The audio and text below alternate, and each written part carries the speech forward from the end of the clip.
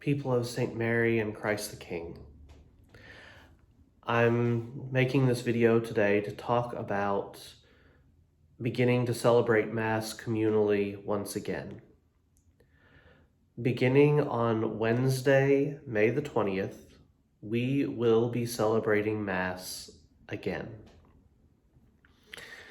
We will return to our regular Mass schedule. The first thing that I want to say about this is the bishop has made quite clear that though we are gathering for Mass again, the obligation to attend Mass is still lifted. We may attend Mass now. We are not obligated to attend Mass now. And so, if you are among that vulnerable population, if this disease is more dangerous to you than to others, please stay home. We will continue live streaming the Mass every Sunday for the foreseeable future. You will still have access to our Mass and to the Masses on TV and whatever, but you will not be in danger. Please, if you are at higher risk, do not feel that you must come to Mass. There is no obligation to attend Mass right now. When we do start again, there will be significant restrictions in place. These restrictions are for the good of all the people. First and foremost, we will be limited to 33% capacity of the church. Now, at St. Mary, I've already taped everything out, and I do not believe that capacity is going to be an issue there.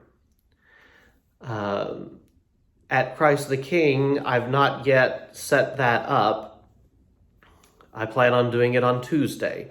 But again, between having people in church and having people in the parish hall, I do not believe there's going to be an issue in accommodating everyone who wishes to come to Mass. But please understand that if we have reached capacity, we will have to turn people away.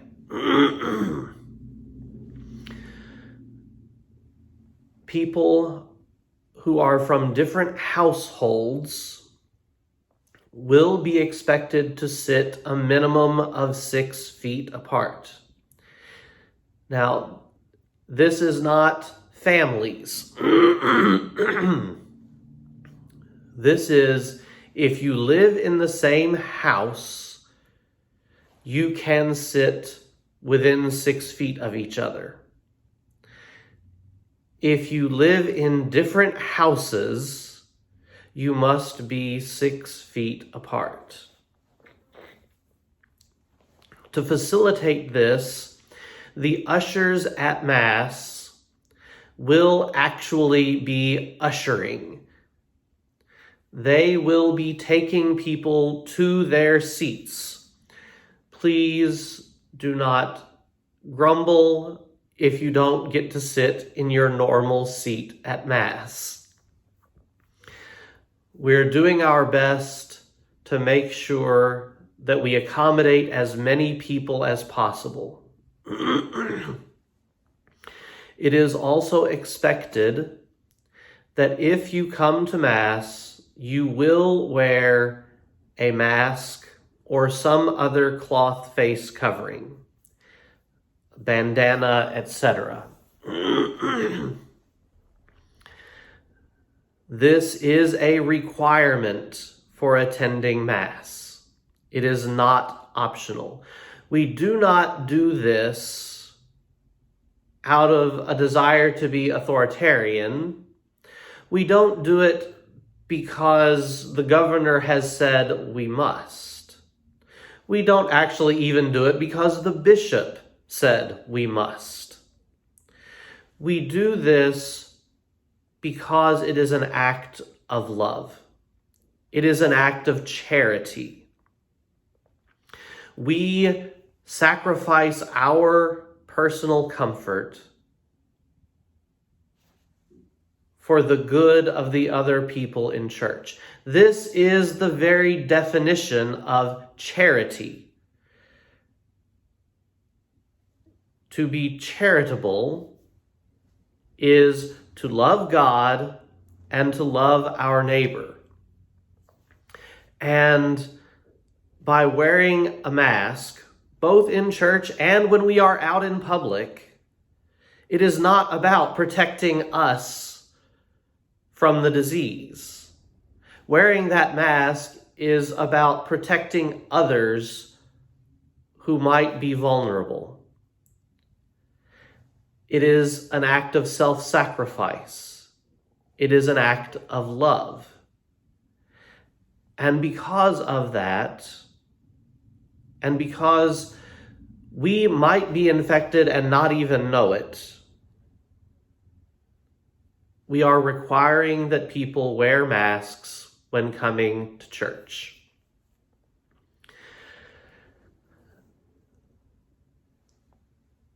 These are the primary restrictions on actually attending church. And if these restrictions are not observed, the bishop has said that we have to stop celebrating Mass communally again. The church must also be disinfected after every service. We're working on how exactly that's going to work, but we are making sure that in between services, the church will get disinfected so that everything is acceptable.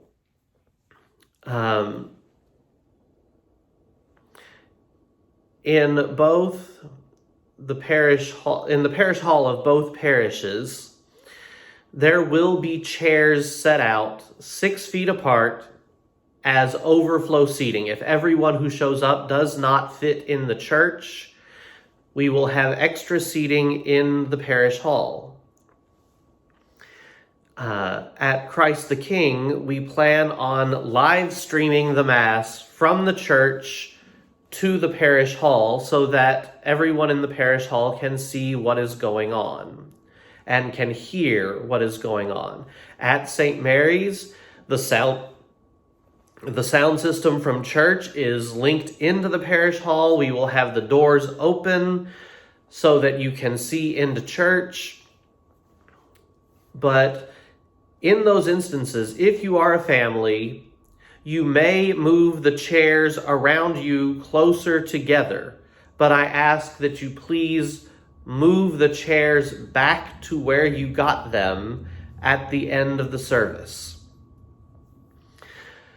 A few logistical issues about Mass.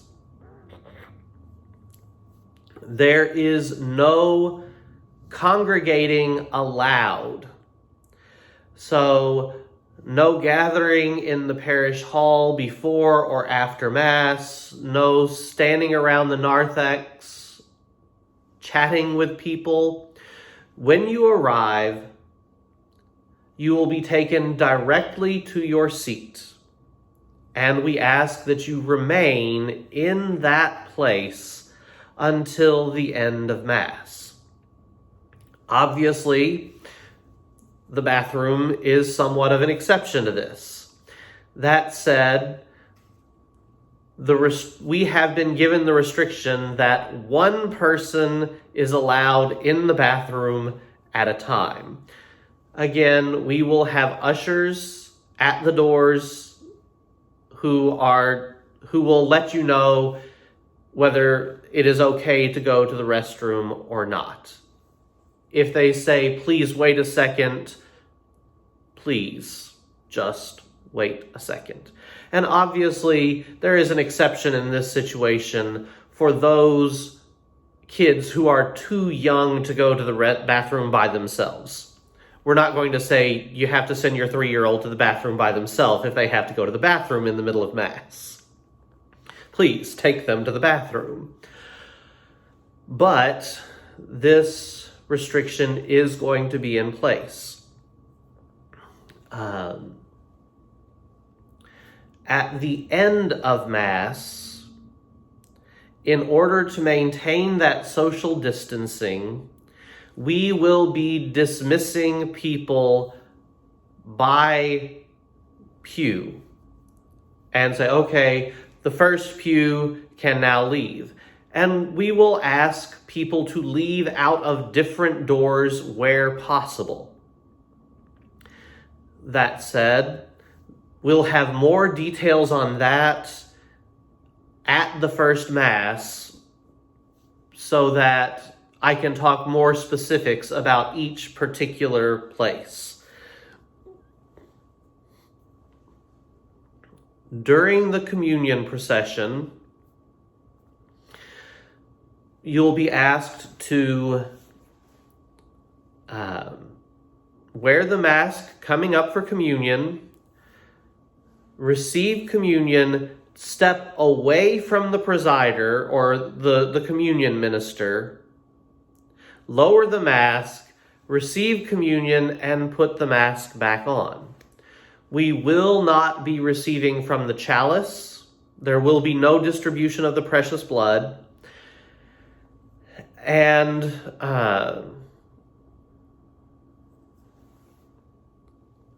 so once you receive the body, you may return to your seat. There will be no singing allowed during Mass because singing requires a more forceful use of air. The bishop has asked us to not allow congregational singing in the church. And so we will have instrumental music in place of singing at the Masses. The only singing will be, I will continue to sing Mass parts as the presider.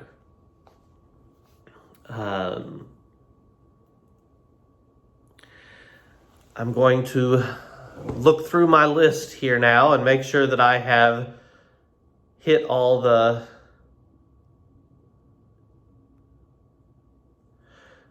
oh yes. The cry room will not be available. The bishop has specifically asked that cry rooms be locked. And so, again, if you have a fussy child in the middle of Mass, please be charitable towards your neighbors. Don't give the parent of the child who's fussy and a little bit overactive dirty looks. Small children in Mass is a beautiful thing. It means our church has a future. So be patient with those children during this time. In regards to masks, I too will be wearing a mask. When I process in, if I come down from the sanctuary to preach like I normally do, I will be wearing a mask. When I process in, I will be wearing a mask. During the communion procession, I will be wearing a mask. When I process out again, I will be wearing a mask. Now, when I am in the sanctuary at both churches, I am a far distance from anyone else. We are working on the logistics for how communion will work in both parishes. And again, I will let each parish know more specifics about their church and how these logistics are going to work the weekend of the first Mass. There will be no collection basket passed. In order to do the collection, we will have a basket available at the entrance to church. Please, when you come in, just drop your tithe into the basket on your way to your seat. This way, we're not passing baskets that would require us to get closer than we're supposed to get to each other, that we're not passing something that everyone has touched. So please, if you are doing a collection, bringing your donation, just drop it in the basket on your way into church.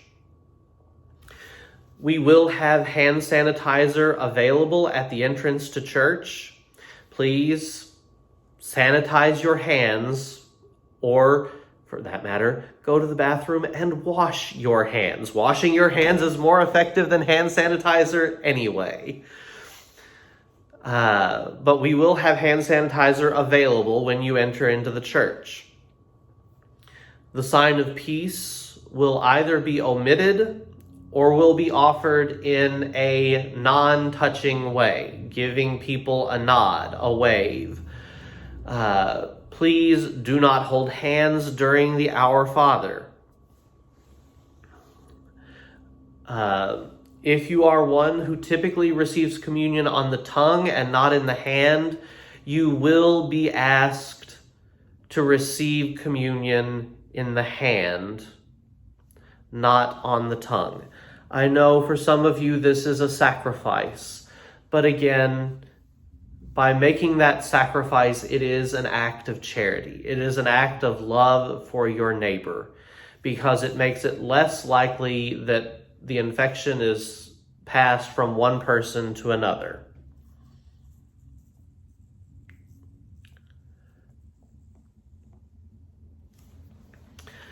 Particularly for Christ the King, we have obviously canceled confirmation. The bishop has said that he will revisit how we are going to do confirmation on June the 1st. I will say that I would like to meet with the parents of the youth being confirmed after Mass the first weekend that we are back, so that I can get your input on how we should go forward with confirmation. Know in this time that I am praying for you. Know that I am with you. I can't tell you how happy I am that we are going to be able to celebrate the Mass together again. Please follow these guidelines. Follow these restrictions so that we may continue to celebrate Mass communally. I don't want to go back to my little classroom chapel celebrating Mass by myself. So please,